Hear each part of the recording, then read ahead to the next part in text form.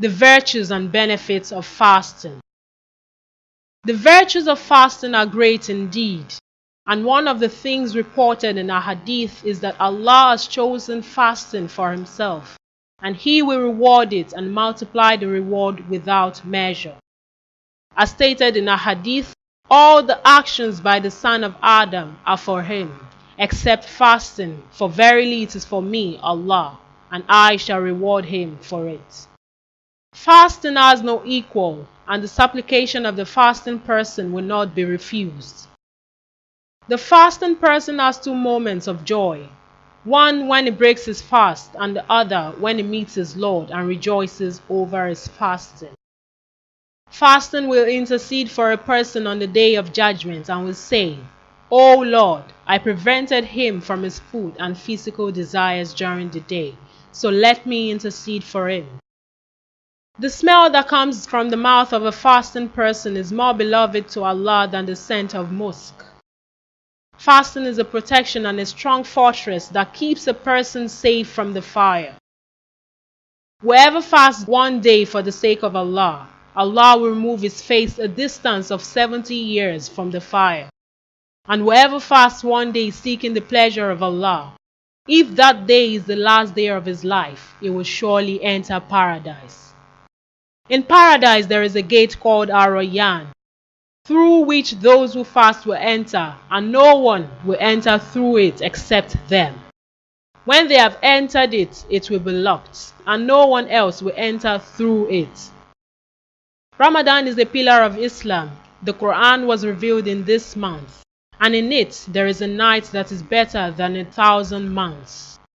When Ramadan begins, the gates of paradise are opened, and the gates of hell are closed, and the devils are put in chains. Fasting in the month of Ramadan is equivalent to fasting 10 months. Whoever fasts Ramadan out of faith and with the hope of Allah's reward, all its previous sins shall be forgiven. There is much wisdom and numerous benefits in fasting, which relate to the taqwa Allah mentioned in Quran chapter 2 verse 183, that you may become al-muttaqin, that is the pious. The interpretation of this verse is that if a person refrains from halal things, hoping to gain the pleasure of Allah, and out of fear of his punishment, it will be easier for him to refrain from doing haram things. When a person's stomach is empty and is hungry, many of his other faculties are kept from feeling hunger or desires. But when the stomach is satisfied, the tongue, eyes, hands, and private parts start to feel hunger. Fasting leads to the defeat of shaitan. It controls the desires and protects one's faculties. When the fasting person feels the pangs of hunger, he experiences how the poor feels. Thus, he feels compassion towards them and gives them something to ward off their hunger. Hearing about them is not the same as sharing their suffering, just as a rider does not understand the hardship of walking until he gets down and walks. Fasting trains the person to avoid desires and to keep away from sin. It helps a person to overcome his own nature and to win himself away from bad habits.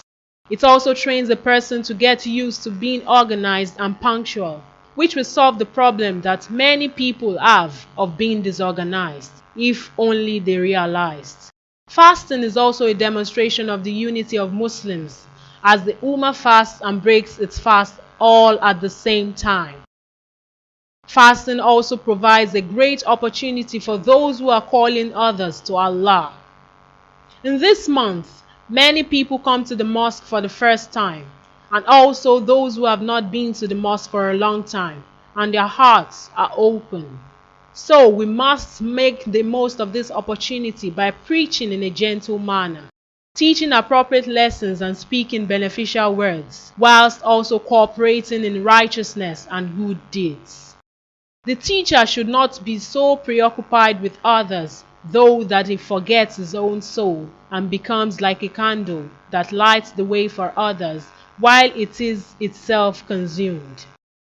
We beg Allah, glorified be He, to guide us through this holy month of Ramadan and many more Ramadan to come. Ramadan Kareem.